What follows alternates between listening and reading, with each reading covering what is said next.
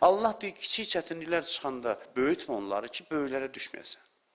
Kiçik çətinliklərin adını qoy ki, xırda məsələdir, düzələr şükür Allaha, yaxşı, nə olub ki? Bunu biraz diliyi məcbur elə bu sözü deməyə. Mən keçmişdə demişəm, adam var, çox demişəm, Ramazan ayı xütbələrində. Valla salam verməyə peşmansan.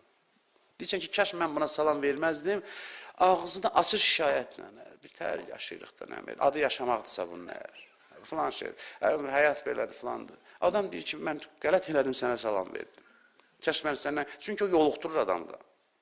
Deyirlər, çevrəvizdə elə adamlarla oturun və yaxud da bir pozitiv insanlar olsun. O mənada yox ki, problemlərə təslim, aciz adam, şükür Allah'a, o mənada yox. Problemlərlə mübarizə aparan, onları həll eləyən, eyni zamanda təbii qəbul eləyən. Bəli, mən bir sıra problemlərimi həll eləyəcəm, növbətlər gələcək. Və bir daha deyirəm, bunun ictimai, sosial tərəfi ilə işim yoxdur. Bəzən elə şeylər var ki, onlar ictimai hansısa proseslərlə həll olunmalıdır. İnsanlar da hansısa vətəndaş mövqeyi ortaya qoymalıdır. Onlar öz yerində, bunun mənəvi tərəfindən danışıram. Çünki insanın yanaşmaları çox önəmlidir.